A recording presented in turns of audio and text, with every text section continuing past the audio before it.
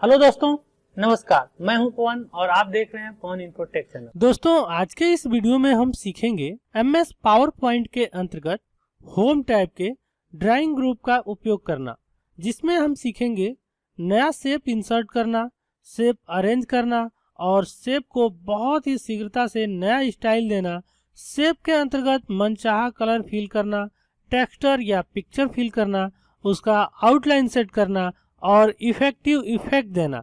तो चलिए वीडियो को शुरू करते हैं।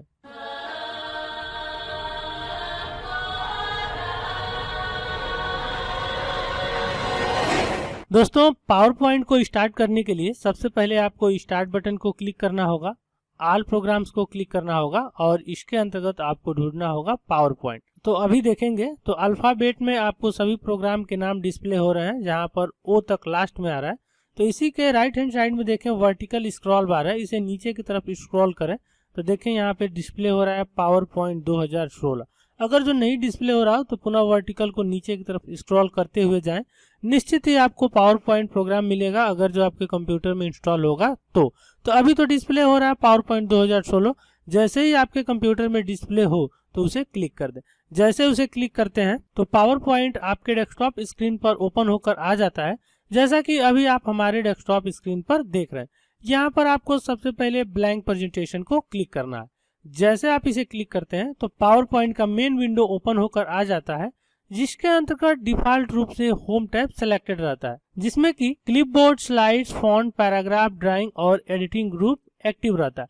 अगर जो इसमें से कोई भी कमांड एक्टिव नहीं रहता है तो आप स्लाइड के अंतर्गत प्लेस होल्डर में क्लिक करें। जैसे ही प्लेस होल्डर में आप क्लिक करेंगे सभी के सभी कमांड या ऑप्शन एक्टिव हो जाएंगे। आज का यह वीडियो ड्राइंग ग्रुप के ऊपर है, क्योंकि इसके पहले वाले ट्यूटोरियल वीडियो में हमने आपको clipboard group, slides group, font group और पैराग्राफ ग्रुप को बखूबी समझा दिया। तो चलिए ड्राइंग ग्रुप के अंतर्गत देख लेते हैं। इसके अंतर्गत पहला सेक्शन है शेप। दोस्तों इस सेक्शन का उपयोग करके आप अपने स्लाइड के अंतर्गत मनचाहा शेप इंसर्ट कर सकते हैं।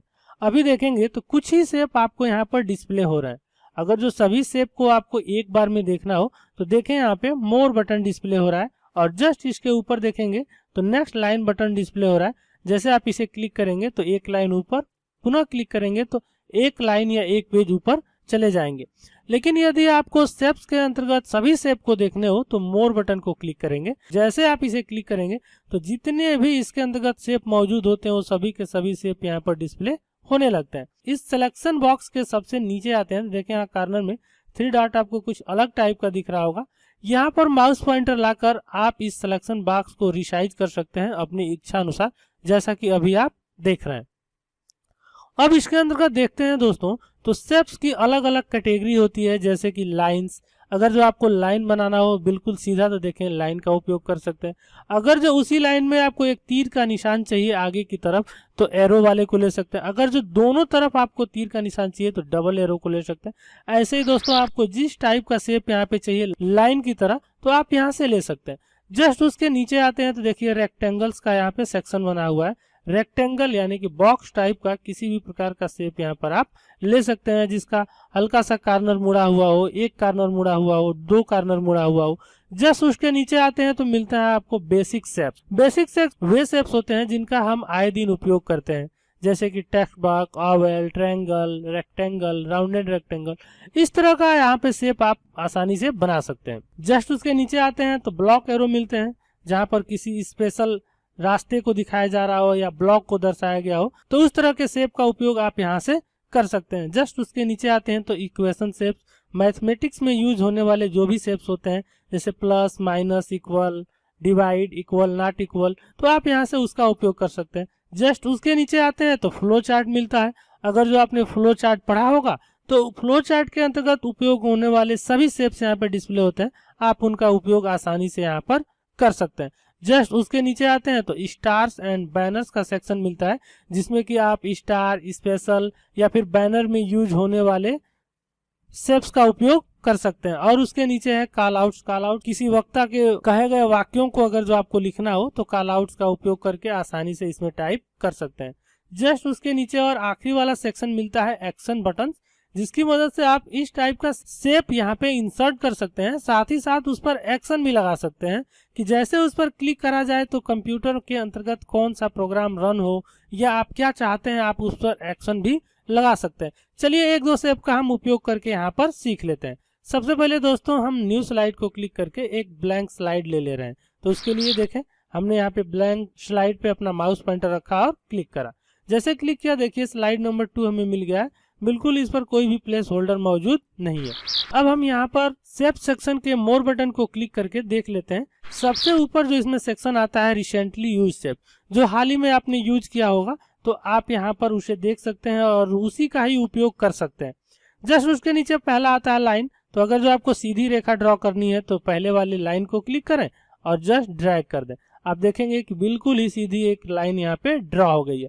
साथ ही साथ देखेंगे स्लाइड में हमने कोई भी शेप्स के अंतर्गत एक शेप इंसर्ट करा तो ऑटोमेटिक ही टैब बार में फॉर्मेट नाम का एक टैब जुड़ जाता है, जिसकी मदद से आप शेप में मनचाहा परिवर्तन कर सकते हैं। लेकिन दोस्तों आज के इस वीडियो में हम होम टैब के शेप ड्राइंग ग्रुप को ही कवर करेंगे। फॉर्मेट टैब को हम स्पेशल एक वीडियो में कवर करेंगे। चलिए हम दूसरा एक और एरो वाला शेप इंसर्ट करके देख लेते हैं। तो देखिए दूसरा वाला है लाइन के अंतर्गत एरो। हमने इसे क्लिक करा और यहाँ पे ड्रॉ कर दिया। तो देखेंगे इसका दूसरा सिरा तीर का निशान दिख रहा है। ऐसे ही दोस्तों चलिए हम एक रेक्टेंगल बना लेते हैं। तो हमने यहाँ पे रेक्टेंगल ड्रॉ कर लिया। आप देख पा रहे हैं यहाँ पे रेक्टेंगल हमने ड्रॉ कर दिया। ऐसे चलिए एक स्माइली फेस इंसर्ट कर लेते हैं, एक हार्ट इंसर्ट कर लेते हैं। पुनः हम इसे क्लिक करके एक ब्लॉक एरो का उपयोग यहाँ पर करके हम आपको दिखाते हैं। देखिए जो कि बहुत ही अच्छा दिख रहा है। पुनः इसके मोर बटन को क्लिक करके एक प्लस ला लेते हैं। यहाँ पे देखें प्लस आ गया। ऐसे ही तमाम दोस्तों आप यहाँ से ले सकते हैं। जैसे ये मैं यहाँ पे स्पेशल ले लेता हूँ। एक और शेप इंसर्ट कर लेते हैं यहाँ पे बैनर वाला। चलिए हमने ये बैनर वाला ले लिया। पुनः मोर बटन को क्लिक करते हैं और यहाँ पर हम एक एक्शन बटन को ले लेते हैं। यहाँ पर जैसे हम एक्शन बटन को यहाँ पर ड्रैग एंड ड्रॉप करते हैं तो ऑटोमेटिक ही एक्शन सेटिंग नाम का एक विंडो आ जाता है, जहां पर देखेंगे तो आप नन भी रख सकते हैं, मतलब सिर्फ ये सेफ रहेगा। अगर जो आप इस पर हाइपर लिंक लगाना चाहते हैं, मतलब कि एक स्लाइड से दूसरे स्लाइड पर जाना चाहते हैं या किसी प्रोग्राम को रन करना चाहते हैं, तो आप यहाँ पर किसी भी प्रोग्राम को रन भी कर सकते हैं। आप मैक्रो रन कर सकते हैं, ऑब्जेक्ट एक्शन बना सकते हैं, साउंड प्ले कर सकते हैं, तमाम इस पर एक्शन आप लगा सकते हैं।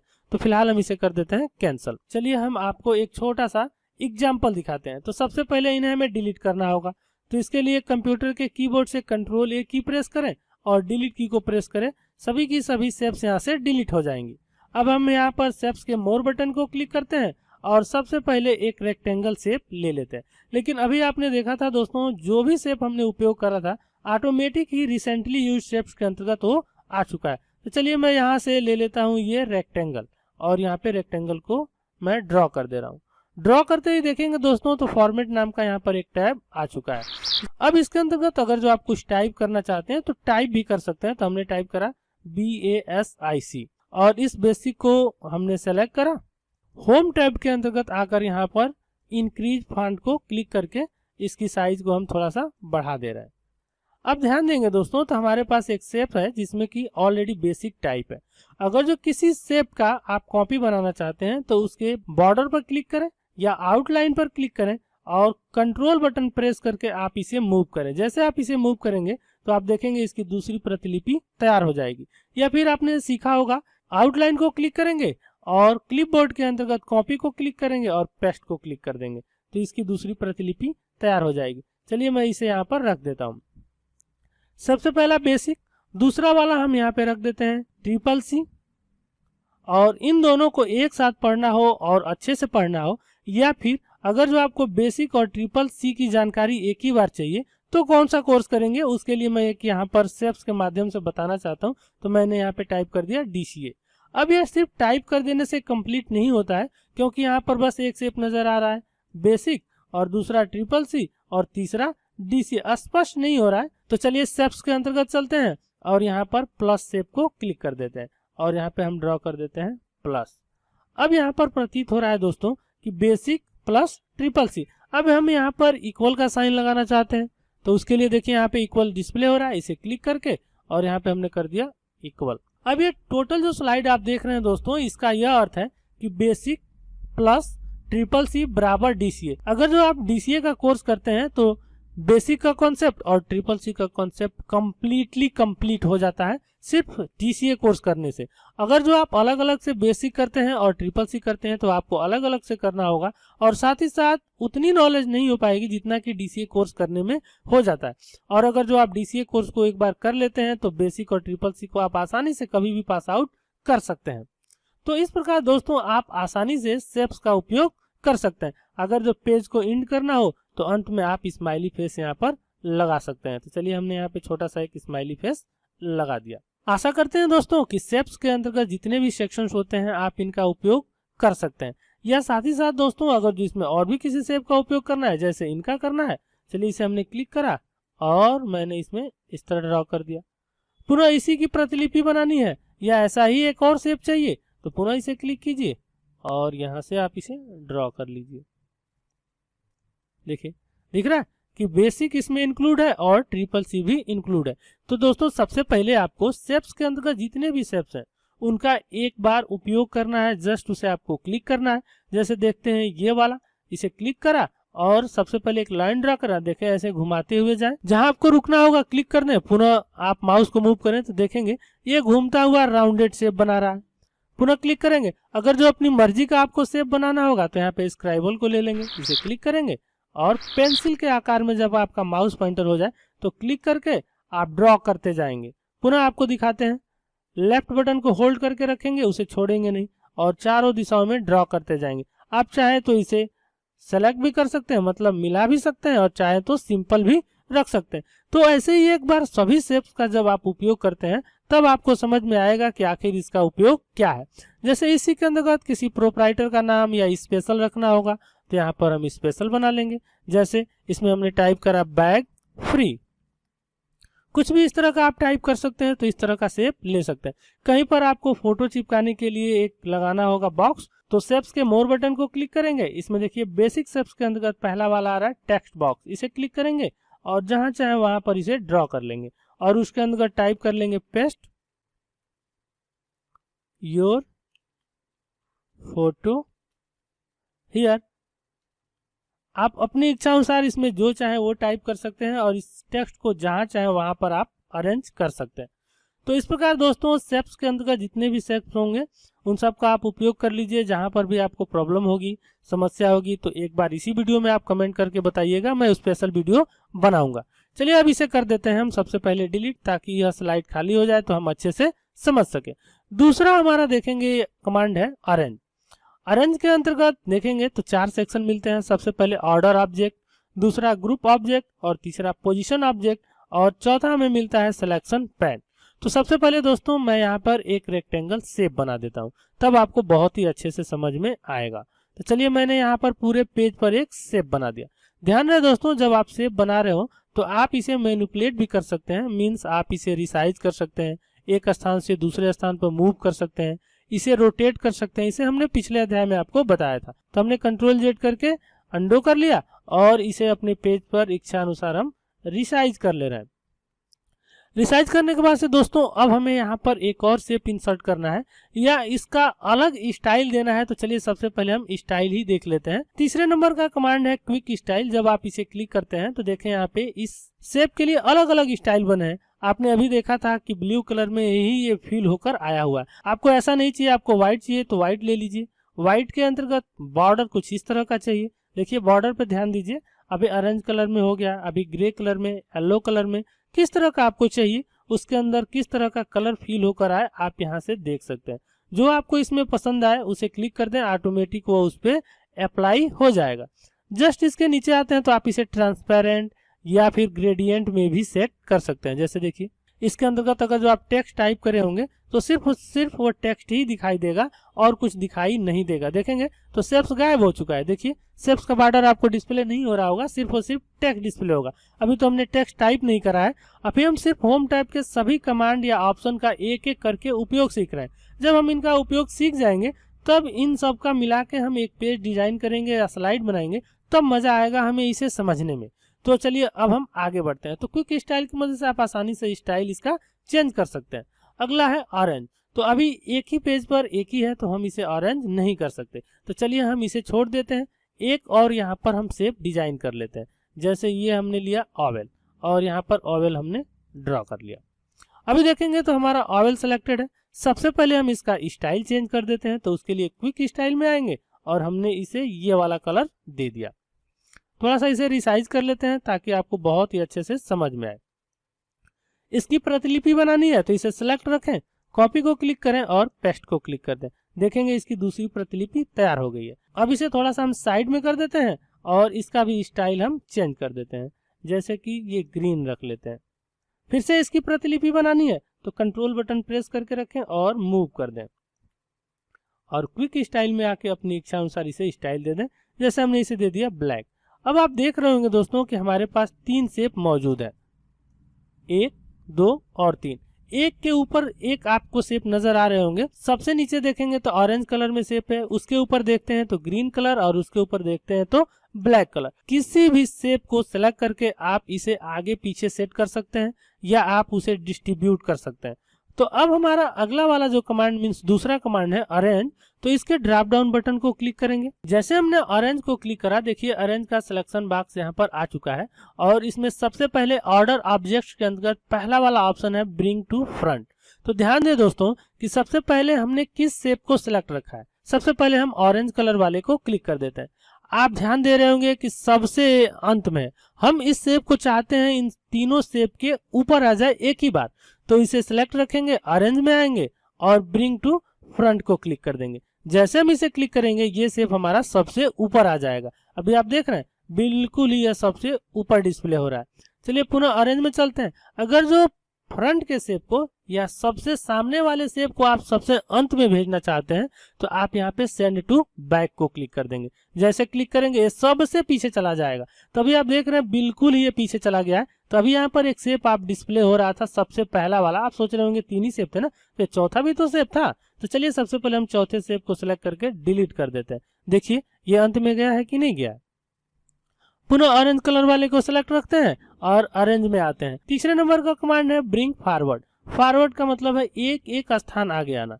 तो ब्रिंग फॉरवर्ड को जैसे क्लिक करेंगे यह एक स्थान यानी कि ग्रीन के ऊपर आ जाएगा। तो चलिए इसे कर देते हैं हम क्लिक।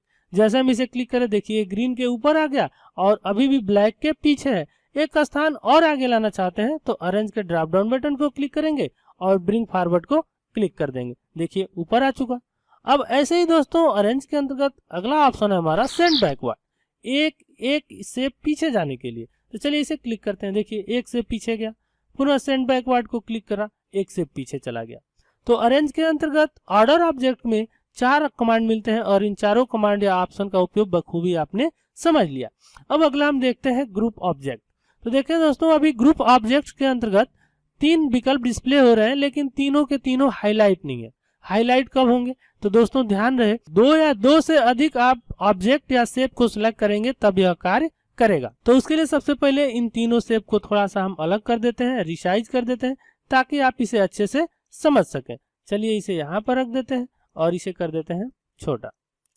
अब दोस्तों हम चाहते हैं इन दोनों शेप के साथ एक तरह का व्यवहार किया जाए। तो शिफ्ट बटन प्रेस करके रखेंगे और दोनों शेप पे सिंगल सिंगल क्लिक करेंगे तो ये दोनों सेलेक्ट हो जाएंगे। अभी देखें ये मूव हो रहे हैं लेकिन खाली जगह पे जैसे ही हम क्लिक करेंगे ये दोनों अलग अलग डिस्प्ले होंगे। देख रहे हैं हम चाहते हैं दोनों एक हो जाए तो शिफ्ट के साथ दोनों को क्लिक कर लेंगे और अरेंज के अंतर्गत आकर देखेंगे तो ग्रुप विकल्प या ग्रुप कमांड एक्टिव है। अब इसे हम क्लिक करेंगे। जैसे हम इसे क्लिक करेंगे देखिए दोनों के दोनों एक हो गए। अब आप इन दोनों को कहीं पर भी मूव करें एक साथ जाएंगे, क्लिक कर दें खाली जगह पे, पुनः क्लिक करेंगे तो दोनों एक ही साथ सेलेक्ट हो गए। अगर जो स्टाइल आप चेंज करते हैं तो देखें एक ही साथ दोनों के स्टाइल भी चेंज हो रहा है। यहाँ पर एक और बात ध्यान रखने वाली है दोस्तों, ये ग्रुप तो आपने करा लेकिन फिर भी देख रहे हैं अलग अलग है। तो अगर जो आप किसी भी शेप को एक साथ रखना चाहते हैं मीन्स एक साथ एक पास में, तो उसके लिए जो दूसरा वाला शेप हो उस पर आप क्लिक करें। देखिए जैसे हमने इस पर क्लिक करा ये तो बाउंड्री आपको डिस्प्ले हो रही है इन दोनों के शेप का एरिया, लेकिन किसी स्पेशल शेप पर आप क्लिक करते हैं तो उसके अंदर वो सिलेक्ट हो जाता है। पुनः आप उसे उसके पास ला के रख दें तो ये दोनों एक हो जाएंगे। अभी देखिए एक पास नजर आ रहा है। आप चाहें तो इसे दूर भी कर सकते हैं लेकिन फिर भी यह ग्रुप में ही रहेगा। खाली जगह पे क्लिक करके पुनः क्लिक करके इसे मूव करेंगे तो दोनों यह एक साथ मूव होंगे। चलिए इन दोनों को एक पास हम रख देते हैं। अब दोस्तों हमको दोनों को एक साथ नहीं रखना है, इसे अनग्रुप करना है। तो उसके लिए ध्यान रहे कि इसे क्लिक करके या सेलेक्ट करके रखें और अरेंज के अंतर्गत देखेंगे तो अगला कमांड हमारा एक्टिव हो गया है अनग्रुप।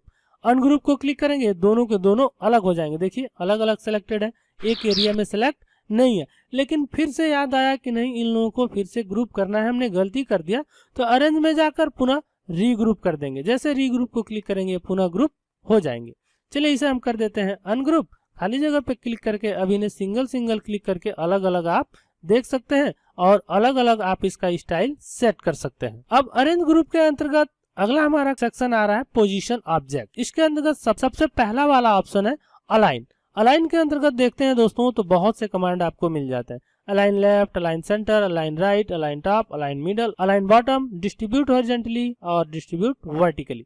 तो उसके लिए दोस्तों ध्यान देंगे, इन्हें मैं थोड़ा सा डिलीट कर दूं। चलिए हमने इसे छोटा कर दिया, एक कार्नर में रख दिया।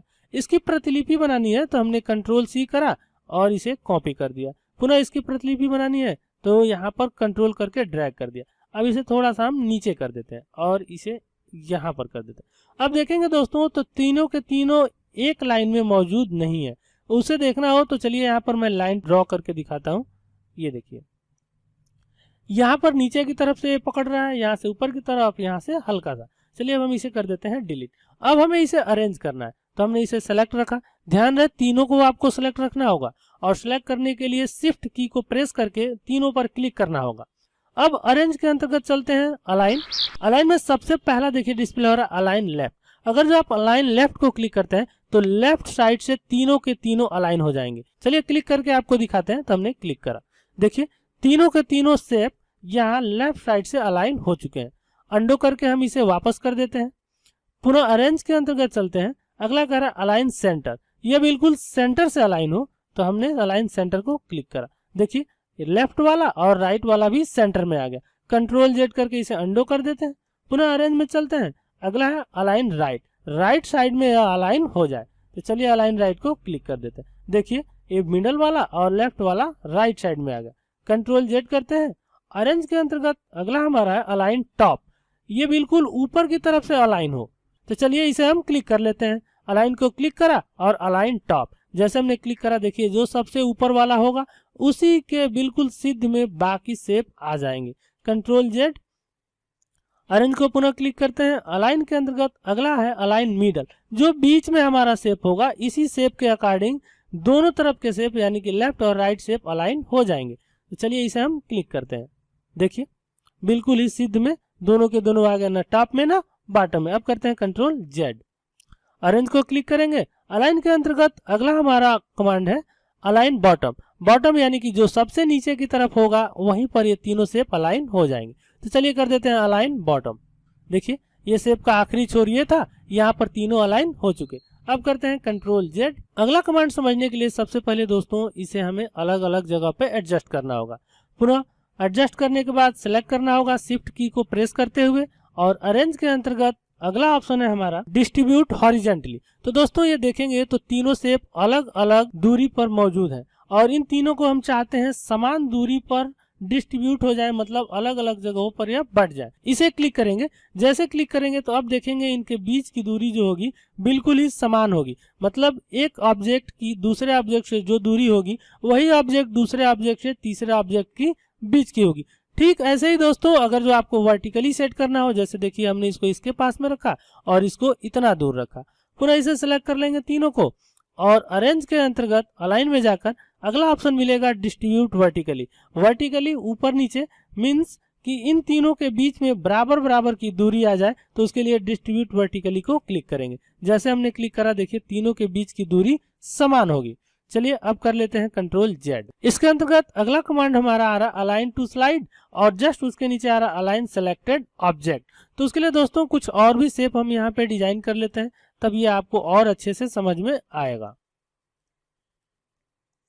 अब इसमें से दोस्तों कुछ शेप को हम सिलेक्ट कर लेते हैं। जैसे हमने इसे सिलेक्ट करा, इसे सिलेक्ट करा और इसे सिलेक्ट करा। 1 2 3 सिर्फ और सिर्फ हमने 3 शेप को ही सिलेक्ट रखा। अरेंज के अंतर्गत आते हैं और अलाइन के अंतर्गत तो देखें यहाँ पे 2 कमांड है, अलाइन टू स्लाइड और अलाइन सेलेक्टेड ऑब्जेक्ट। अब इन दोनों को दोस्तों यहाँ पर बहुत ही ध्यान से आपको समझना है कि जब आप इसे अलाइन करें तो किसके अकॉर्डिंग आप अलाइन करना चाहते हैं। अलाइन टू स्लाइड, यानी कि ये जो स्लाइड पेज आप देख रहे हैं, ये हमारा टॉप, ये बॉटम, ये लेफ्ट और ये राइट, इसके अकॉर्डिंग आप इसे अरेंज करना चाहते हैं, या फिर आप जो ऑब्जेक्ट सेलेक्ट करे हैं इसी के अकॉर्डिंग। चलिए एक एग्जांपल ही आपको दिखाते हैं। सबसे पहले देखेंगे यहाँ सिलेक्टेड अलाइन सेलेक्टेड ऑब्जेक्ट, मतलब कि जब भी हम इसमें कुछ भी अलाइन करें तो यह सिर्फ तीनों एरिया के अंतर्गत ही अलाइन हो। जैसे अभी यहाँ पर हम बॉटम को क्लिक कर देंगे, अलाइन बॉटम, तो ये सबसे आखिरी वाला शेप है बॉटम, इसी के अकॉर्डिंग, इसी के सिद्ध में सभी के सभी अलाइन हो जाएंगे। चलिए हम आपको दिखाते हैं अलाइन बॉटम। जैसे हमने क्लिक करा, देखिए ये वाला शेप हमारा सेलेक्ट था और ऑटोमेटिक ही इस शेप का जो बॉटम बॉर्डर था उसी के अकॉर्डिंग दोनों शेप आ चुके हैं। अब करते हैं कंट्रोल जेड। अगला इसमें का जो कमांड कह रहा है वो है अलाइन टू स्लाइड। तो इसे जब आप क्लिक करते हैं तो अब जो भी अलाइन करेंगे तो ये स्लाइड के अकॉर्डिंग ये अलाइन होगा। तो चलिए दिखाते हैं आपको अरेंज, और अरेंज के अंतर्गत देखिए पहले अलाइन सिलेक्टेड ऑब्जेक्ट था तो इसके अकॉर्डिंग हुआ था, अब अलाइन टू स्लाइड हमने कर दिया। अब वही वाला फिर से अगर जो कमांड हम यूज करते हैं अलाइन बॉटम, तो ऑटोमेटिक देखेंगे ये वाला शेप और ये वाला शेप और ये वाला शेप, मींस तीनों शेप इस स्लाइड के अकॉर्डिंग बॉटम में अरेंज होंगी। तो चलिए इसे क्लिक करते हैं। जैसे हमने क्लिक करा, देखिए ये स्लाइड के बिल्कुल बॉर्डर पे आकर सेट हो चुकी है। अरेंज के अंतर्गत दोस्तों, अलाइन के अंतर्गत जितने भी कमांड थे या ऑप्शन थे, हमने आपको बहुत अच्छे से समझा दिया। अगर जो इसके बावजूद भी आपको कोई प्रॉब्लम है तो इसी वीडियो में कमेंट करके हमें बताइएगा, हम आपके कमेंट का आंसर अवश्य देंगे। अब अगला हमारा पोजीशन के अंतर्गत कमांड है रोटेट। आप इसे अपनी इच्छा अनुसार 90 degree right, 90 degree left, flip vertical और फ्लिप हॉरिजॉन्टल आप इसे रोटेट भी कर सकते हैं। चलिए हम आपको दिखाते हैं यहाँ पर इसे सेंटर में रखकर। अभी देखेंगे तो इसका कॉर्नर एक तरफ से मुड़ा हुआ है, इसे रोटेट करके हम आपको दिखाते हैं दोस्तों। आप अपनी इच्छा अनुसार देखिए 90 डिग्री पे घुमा सकते हैं, 90 डिग्री लेफ्ट घुमा सकते हैं, फ्लिप वर्टिकल घुमा सकते हैं और फ्लिप हॉरिजॉन्टल। अगर जो ये समझ नहीं पा रहे हैं दोस्तों, मैं आपको दिखा दूं। सबसे पहले देख लीजिए ये कॉर्नर यहाँ पे है, अगर जो हम इसे 90 डिग्री राइट घुमाते हैं तो ये इस तरफ जाएगा, और अगर जो लेफ्ट घुमाते हैं तो इस तरफ जाएगा। तो चलिए अरेंज के अंतर्गत रोटेट आते हैं और राइट, तो देखेंगे राइट की तरफ हो चुका है। अगर जो लेफ्ट करते हैं तो ये ऊपर की तरफ जाएगा, और अगर जो वर्टिकली करते हैं तो सीधे उसके विपरीत जाएगा, और हॉरिजॉन्टल करते हैं तो दूसरी दिशा में जाएगा। अगर जो दोस्तों आपको अपनी इच्छा अनुसार कोण पर इसे मूव करना हो तो उसके लिए मोर रोटेशन ऑप्शन को क्लिक करना होगा। जैसे आप इसे क्लिक करेंगे तो फॉर्मेट शेप का एक टास्क पैन आ जाएगा। इसके अंतर्गत आप इसका हाइट और विड्थ भी सेट कर सकते हैं, क्योंकि हम इसे फॉर्मेट टैब के अंतर्गत आपको अच्छे से समझाएंगे। यहाँ पर हमें रोटेशन को समझना है, तो देखें यहाँ पे रोटेशन 90% दिख रहा है। अब यहाँ पर आप एक इसे घुमा सकते हैं अपनी इच्छा अनुसार कोण पर। यही चीज हमने आपको यहाँ पर बताया था दोस्तों को, अपनी इच्छा अनुसार कोण पर आप इसे घुमा सकते हैं। चलिए हम टास्क पेन को कर देते हैं क्लोज, और अरेंज के अंतर्गत रोटेट को भी हमने बखूबी समझ लिया। अगला है सिलेक्शन पेन। सिलेक्शन पेन को क्लिक करते ही इसके राइट हैंड साइड में एक सिलेक्शन पेन आ जाता है, जिसकी मदद से आप अपने ऑब्जेक्ट को हाइड कर सकते हैं, शो कर सकते हैं, उसका नामकरण कर सकते हैं। नामकरण करने के लिए इसे डबल क्लिक करें। जैसे डबल क्लिक करेंगे यह एडिट हो जाएगा। जैसे रेक्टेंगल 36 दिख रहा है तो हमने इसका नाम दिया शेप 120 और एंटर करा। ओवल 32 दिख रहा है, इसे डबल क्लिक करेंगे। जैसे डबल क्लिक करेंगे इसका नाम, जैसे हम पवन रखना चाहते हैं, पवन 1, एंटर करा। देखिए इसका नाम चेंज हो गया। आप इसे ऊपर नीचे भी मूव कर सकते हैं। जैसे देखिए यह यहाँ पर है, इसे ऊपर रखना है तो ऊपर रख सकते हैं, आप चाहे तो नीचे कर सकते हैं। और अगर जो इसे आपको हाइड करना है तो इसी के राइट हैंड साइड में देखिए यहाँ पे आई दिख रहा है, इसे क्लिक करेंगे यह हाइड हो जाएगा। देखिए पुनः आप इसे क्लिक करेंगे यह शो हो जाएगा। अगर जो एक साथ सभी को हाइड करना होगा तो हाइड ऑल को क्लिक करेंगे, और अगर जो सभी को एक साथ देखना होगा तो शो ऑल को क्लिक करेंगे। या आपने किसी को सिलेक्ट करके रखा है, टॉप पे करना चाहते हैं ऊपर या नीचे, तो इस बटन की भी मदद से आप अप डाउन कर सकते हैं। चलिए इस टास्क पेन को कर देते हैं क्लोज। तो इस प्रकार दोस्तों ऑरेंज कमांड को हमने बखूबी समझ लिया। इसका अगला क्विक स्टाइल अभी हमने समझा था। चौथे नंबर का कमांड है शेप फिल। तो दोस्तों अभी आपने देखा था जो भी हमने शेप इंसर्ट करा है उन शेप में ऑटोमेटिक कोई न कोई कलर आया था, और आप क्विक स्टाइल की मदद से यहाँ से इच्छा अनुसार कलर इसमें आप लगा सकते थे। लेकिन दोस्तों इस शेप के अंतर्गत आप अपनी इच्छा अनुसार कुछ भी फिल करना चाहते हो तो आप शेप फिल के ड्रॉप डाउन बटन को क्लिक करके कोई भी मनचाहा कलर यहाँ से ले सकते हैं। स्टैंडर्ड कलर से भी आप जो चाहे कलर ले सकते हैं। और अगर जो इसके अंदर कुछ भी नहीं रखना चाहते तो नो फिल, नो फिल को क्लिक करेंगे, इसके अंदर कुछ भी नहीं रहेगा। यहाँ पर शेप मौजूद है लेकिन कुछ फिल नहीं है, इसलिए वो डिस्प्ले नहीं हो रहा है। इसे क्लिक करेंगे तो वह डिस्प्ले होने लगेगा। देखें यहाँ पे डिस्प्ले हो रहा है। तो हमने इसे सेलेक्ट रखा और शेप फिल को क्लिक करके इसमें हम ये वाला कलर फिल कर देते हैं। अगर जो आपको कलर पसंद नहीं है तो उसके लिए दोस्तों आप इसके अंदर पिक्चर भी फिल कर सकते हैं। तो चलिए हमने पिक्चर को क्लिक करा और यहाँ पे वर्क ऑफलाइन को क्लिक करा। पिक्चर के अंतर्गत सैंपल पिक्चर या पसंदीदा आपका कोई भी पिक्चर हो, किसी भी लोकेशन पर हो, उसे सेलेक्ट करें, इंसर्ट को क्लिक करें। आप देखेंगे तो इसके अंदर वो पिक्चर फिल हो चुका है। चलिए इसकी एक प्रतिलिपि बना लेते हैं। अब इसके अंदर हमको पिक्चर नहीं चाहिए तो पुनः शेप फिल में हम एक स्टैंडर्ड कलर ले रहे हैं, जैसे कि ब्लू कलर। अब शेप फिल के अंतर्गत दोस्तों अगला कमांड है आई ड्रॉपर। आई ड्रॉपर का मतलब कि अगर जो आपके करंट स्लाइड पे कोई भी पिक्चर इंसर्ट करे हो, कोई भी कलर हो, और उसी कलर को आप अपने इस शेप में फिल करना चाहते हैं तो उस शेप को सिलेक्ट रखें, आई ड्रॉपर को क्लिक करें। जैसे आई ड्रॉपर को क्लिक करेंगे तो ऑटोमेटिक देखिए आपका माउस पॉइंटर ड्रॉपर के जैसे बन जाएगा। अब उसे जहां पर भी आप क्लिक करेंगे तो वो कलर ऑटोमेटिक ही आपके इस शेप में फिल हो जाएगा। देखिए जहां भी मैं इसे मूव कर रहा हूं उसमें वही कलर डिस्प्ले हो रहा है। जैसे अभी देखिए व्हाइट पर है तो व्हाइट दिख रहा है, अभी हम ले जा रहे हैं ऑरेंज पे, रेड पे, ब्लैक पे। देखिए यहाँ पे कलर चेंज हो रहा होगा। चलिए मैं हल्का ब्लैक लेता हूँ, देखिए दिख रहा है। तो आप आसानी से शेप के अंतर्गत more colours, eye dropper, no fill और स्टैंडर्ड कलर का उपयोग करके इसमें कलर फिल कर सकते हैं। साथ ही साथ पिक्चर की मदद से मनचाहा पिक्चर फिल कर सकते हैं। और यदि आप ग्रेडियंट कलर यानी कि कई मिक्सअप कलर फिल करना चाहते हैं तो ग्रेडियंट कलर के अंतर्गत यहाँ से इच्छानुसार ग्रेडियंट कलर भी ले सकते हैं। और मोर ग्रेडियंट को क्लिक करके आप इच्छानुसार यहाँ पे ग्रेडियंट बना भी सकते हैं। जैसे ग्रेडियंट फील्ड को यहाँ पे क्लिक करेंगे और देखिए यहाँ पे डिस्प्ले हो रहा है। किसी एक को भी क्लिक करके आप यहाँ से उसका कलर चेंज कर सकते हैं। जैसे आप कलर को क्लिक करेंगे वो इसमें फिल होता हुआ आपको नजर आएगा। आप इच्छानुसार इसमें इस लेवल को ऐड भी कर सकते हैं। लेवल ऐड करने के लिए यहाँ प्लस को क्लिक करेंगे, देखिए लेवल ऐड हो रहा है। और उस लेवल को आप इच्छानुसार कलर भी दे सकते हैं। अगर जो लेवल नहीं चाहिए तो आप यहाँ से डिलीट भी कर सकते हैं। तो ये ग्रेडियंट फिल है। अगर जो इसके अंदर टेक्सचर फिल करना है तो इसे कंट्रोल के साथ कॉपी कर लें और पुनः शेप फिल के ड्रॉप डाउन बटन को क्लिक करें और टेक्सचर को क्लिक कर दें, जो कि पहले से बने बनाए टाइल्स होते हैं, डिजाइन। तो आप इसका उपयोग यहाँ पर कर सकते हैं अपने शेप के अंतर्गत। तो इस प्रकार दोस्तों शेप फिल को भी हमने बखूबी क्लियर कर लिया। अब इसी के साथ दोस्तों हम समझ लेते हैं कि किसी भी शेप का आउटलाइन का कलर सेट करना हो और उसके आउटलाइन को मोटा पतला करना हो तो वो कैसे करेंगे। तो उसके लिए दोस्तों उस शेप को सिलेक्ट रखेंगे और अगला कमांड है शेप आउटलाइन। इसके ड्रॉप डाउन बटन को क्लिक करेंगे। आउटलाइन का कलर करना चाहते हैं तो यहाँ पे जो कलर चाहिए आप कलर ले सकते हैं। सब कुछ वही ऑप्शन है आई ड्रॉपर तक लगभग शेप फिल का। जैसे यहाँ पे पसंदीदा कोई भी कलर ले लें तो देखिए इसका आउटलाइन रेड कलर में डिस्प्ले हो रहा है। अगर जो आपको रेड नहीं पसंद है तो येलो कर लीजिए। अगर जो बहुत कम डिस्प्ले हो रहा है तो आप यहाँ पे वेट के अंतर्गत आकर उसकी साइज को बढ़ा सकते हैं। जैसे हमने यहाँ पे 6 pt रखा। अगर जो ये पसंद नहीं आया तो आप वेट के अंतर्गत मोर लाइंस को क्लिक करके लाइन का स्टाइल भी आप यहाँ से चेंज कर सकते हैं। जैसे देखिए हमने डबल लाइन करा, यहाँ पे ट्रिपल लाइन कर सकते हैं। अगर जो डैश वगैरह लगाना है, स्टार लगाना है तो उसे भी आप लगा सकते हैं।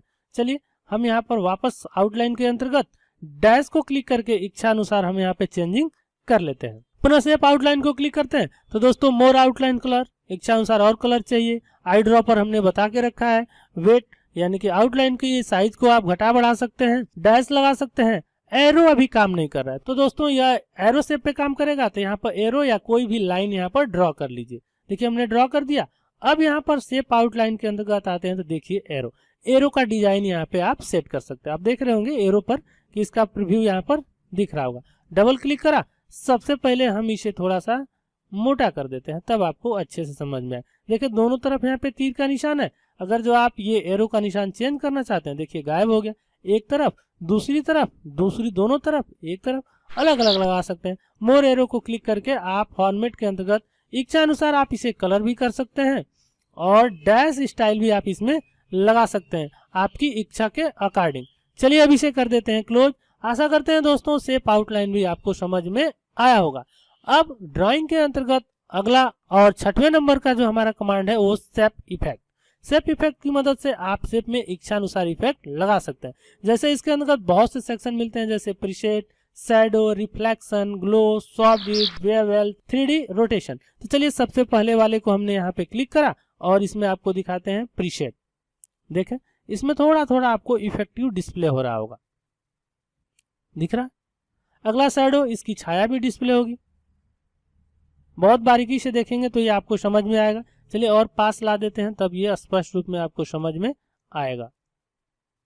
रिफ्लेक्शन देखते हैं, नीचे की तरफ देखेंगे तो इसका दूसरा शेप भी नजर आ रहा होगा, मतलब उसकी छाया या प्रतिबिंब बन रही है। ग्लो, थोड़ा सा सॉफ्ट, मुलायम, अच्छा दिखाई दे, जैसे देखिए दिख रहा है। चलिए एक बार और इसे चेंज कर। बेवल, इसका कार्नर जो होगा घुमा हुआ आएगा पाइप की तरह, देखिए थोड़ा अच्छा दिख रहा है। अगर जो 3D चाहिए तो आप यहाँ से 3D में इसे कर सकते हैं। ये तो अभी यहाँ पर सभी कमांड का हम उपयोग करना सीख रहे हैं। जब हम इसका यूज करेंगे अपने प्रेजेंटेशन के अंतर्गत, तब इसे हम बखूबी और अच्छे से समझेंगे। तो इस प्रकार दोस्तों आज के इस वीडियो में हमने होम टाइप के अंतर्गत ड्राइंग में सीखा नया शेप इंसर्ट करना, अरेंज करना, उसका स्टाइल बदलना, शेप के अंतर्गत इच्छा अनुसार कलर, पिक्चर या ग्रेडियंट फिल करना, शेप का आउटलाइन सेट करना और उसे इफेक्टिव इफेक्ट देना। आशा करते हैं ये वीडियो आपको पसंद आया होगा। वीडियो पसंद आया तो वीडियो को लाइक कीजिए, चैनल पर नए हैं तो चैनल को सब्सक्राइब कर लीजिए। मिलते हैं आपको न्यू वीडियो में न्यू टॉपिक के साथ। तब तक के लिए नमस्कार, जय हिंद, जय भारत।